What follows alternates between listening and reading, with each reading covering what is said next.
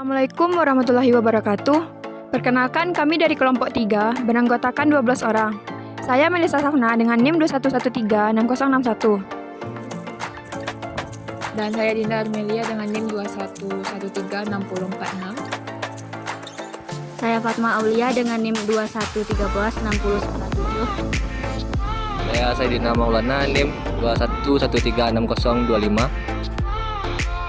Saya Ahmad Randi dengan NIM 21136035. Saya Bayu Gus Paranda dengan NIM 21136042. Saya Anita Sri Rama Putri dengan NIM 21136037. Saya Triresya Nurrasabila dengan NIM 21136030. Saya Putri Koyum dengan NIM 21136071. Saya Mutia Alfia F dengan NIM 21136109. Saya Adifa Prina Wahyuni dengan NIM 21136033. Saya Naimat Tanjung NIM 21136017. Akan membahas tentang konservasi lahan di lereng Gunung Merapi, Bukit Tinggi, Sumatera Barat. Konservasi lahan yang akan dibahas yaitu potensi erosi berupa percikan permukaan air alur parit. Selain itu, kami akan membahas kesalahan dalam penerapan konservasi lahan secara mekanik dan vegetatif oleh masyarakat. Baiklah, sekarang saya akan menjelaskan tentang erosi. Erosi merupakan proses pengikisan atau penghanyutan tanah oleh desak-desakan kekuatan air dan angin baik secara alamiah maupun perbuatan manusia. Erosi dapat mempengaruhi kesuburan tanah. Pengaruh erosi terhadap kesuburan tanah dapat dicirikan dengan penghanyutan partikel tanah, perubahan struktur tanah, penurunan infiltrasi dan penampungan, perubahan profil tanah, serta menghanyutkan sejumlah unsur hara. Erosi ini berperan dalam terjadinya kerusakan lahan dan penurunan produktivitas lahan. Untuk menanggulangi adanya lahan dan penurunan produktivitas lahan, maka perlu adanya pengelolaan sumber lahan. Salah satu upaya pengelolaannya yaitu dengan tindakan konservasi tanah, yaitu penempatan setiap bidang tanah pada cara penggunaan yang sesuai dengan kemampuan tanah tersebut dan memperlakukan sesuai dengan syarat yang diperlukan agar tidak terjadinya kerusakan tanah. Tujuan dari konservasi tanah ini adalah mencegah kerusakan tanah dan memperbaiki tanah-tanah yang rusak agar dapat tercapai produksi yang setinggi-tingginya dalam waktu yang tidak terbatas. Selanjutnya yaitu tentang potensi erosi. Yang pertama yaitu percikan. Erosi percikan adalah proses terkelupasnya partikel-partikel tanah bagian atas oleh tenaga kinetik air hujan bebas atau air lolos. Yang kedua yaitu lembar permukaan. Erosi ini berlangsung pada lapisan tanah bagian atas, jadi tanah bagian atas akan ikut terbawa aliran air sehingga kesuburan tanah akan berkurang. Jenis ini ditandai dengan tanah pucat dan air keruh. Erosi kulit atau lembar adalah pengikisan lapisan tipis permukaan tanah di daerah berlereng oleh kombinasi air hujan dan air larian atau runoff. Erosi ini akan menghasilkan alur relatif yang lurus di daerah lereng dan kaki-kaki. Terjadinya pada saat air aluran masuk ke permukaan tanah. Erosi alur atau erosion adalah penghapusan partikel tanah oleh aliran air yang mengalir ke permukaan tanah yang berkonsentrasi pada tertentu. Erosi merupakan kelanjutan dari erosi alur terjadi di daerah yang tinggi sehingga pada lereng dan pusat terbentuk parit berbentuk V atau U. Konservasi secara mekanik. Metode mekanik adalah salah satu cara pengolahan lahan di tanah darat menggunakan sarana fisik seperti tanah, batu, dan pembuatan bangunan sebagai sarana konservasi erosi.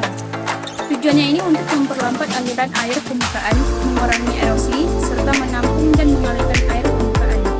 Salah satu contoh dari konservasi secara mekanik ini adalah pembuatan teras, di mana bentuk konservasi mekanik dengan mengubah permukaan tanah miring menjadi bertingkat-tingkat. Salah satu kesalahan dalam konservasi lahan secara mekanik ini dapat dilihat di salah satu sisi lereng. Di sini terdapat lahan perkebunan dengan kemiringan lereng yang cukup curam. Lereng curam yang dijadikan perkebunan tanpa disertai dengan adanya sarana fisik untuk menimbulkan potensi erosi. Yang kedua adalah konservasi secara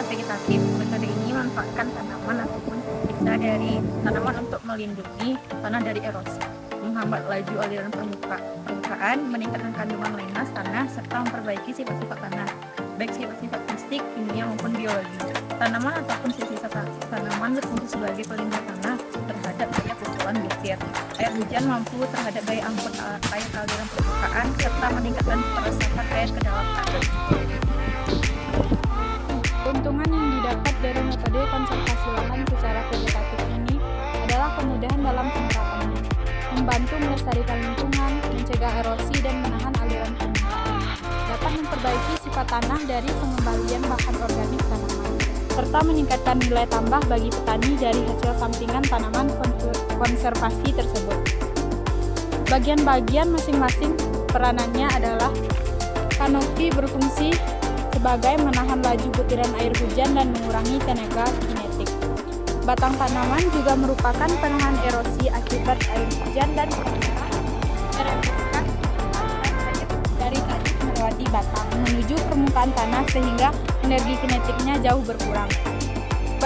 Perakaran tanaman juga membantu mengurangi air tanah yang jenuh oleh air hujan, memantapkan agregasi tanah sehingga lebih mendukung pertumbuhan tanaman dan mencegah erosi. Contoh konservasi tanah secara vegetatif yaitu penghutanan kembali atau reforestation, warna tani atau agroforestry, termasuk di dalamnya adalah pertanaman lorong atau alley cropping, pertanaman menurut strip atau strip cropping, strip rumput atau grass strip, barisan sisa tanaman, tanaman penutup tanah atau cover crop. Penerapan pola tanam termasuk di dalamnya adalah pergiliran tanaman atau crop rotation, tumpang sari intercropping, dan tumpang gilir atau relay cropping. Faktor terjadinya erosi. Erosi dapat terjadi karena beberapa hal seperti iklim, tanah, topografi, vegetasi, dan penggunaan lahan.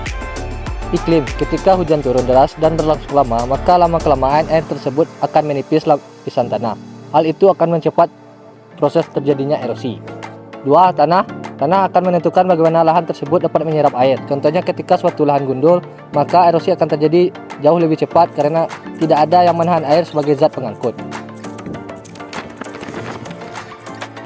Yang ketiga, topografi. Topografi atau kemiringan lahan. Semakin miring suatu lahan, maka tingkat erosi juga akan semakin tinggi. Terlebih jika lahan tersebut tidak ditanami oleh pepohonan. Yang keempat, vegetasi. Vegetasi merupakan suatu kumpulan tumbuhan yang menempati ekosistem. Contohnya adalah hutan. Yang keempat, penggunaan lahan. Penggunaan lahan juga berpengaruh. Ketika suatu lahan digunakan untuk pemukiman atau pertanian, maka lahan tersebut akan lebih cepat terkena erosi. Kawasan Gunung Merapi berdasarkan karakteristik fisik memiliki wilayah yang sangat rawan untuk terjadi degradasi lahan. Antara lain yang pertama, secara morfologi, kawasan tersebut sekitar 55% merupakan kawasan relatif datar atau kurang dari 27%. Yang kedua, sekitar 70% kawasan tersebut terjadi alih fungsi lahan hutan primer beralih fungsi menjadi hutan sekunder. Yang ketiga, peningkatan intensitas curah hujan pada kawasan Upardas. Dan yang keempat, semakin berkembangnya pemanfaatan lahan pertanian. Didapat dari sumber KSDA, Direktorat Jenderal Konservasi Sumber Daya Alam dan Ekosistem, berdasarkan Surat Keputusan Menteri Lingkungan Hidup dan Kehutanan Nomor SK 599 tanggal 3 Agustus 2016. Kawasan TWA Gunung Merapi ditetapkan fungsinya dan dalam fungsi pokok kawasan suaka alam dan kawasan pelestarian alam sebagai Taman Wisata Alam Gunung Merapi di Kabupaten Agam dan Kabupaten Tanah Datar. Hasil penafsiran citra satelit yang diunduh pada tanggal 26 Juni 2018 lalu. Jumlah pemanfaatan kawasan TWA Gunung Merapi cukup banyak dan beragam seperti kegiatan perladangan, pemanfaatan sumber air bersih, wisata minat khusus, dan pengambilan getah pinus yang sedang menjamur saat ini. Sehingga perlu dilakukan kegiatan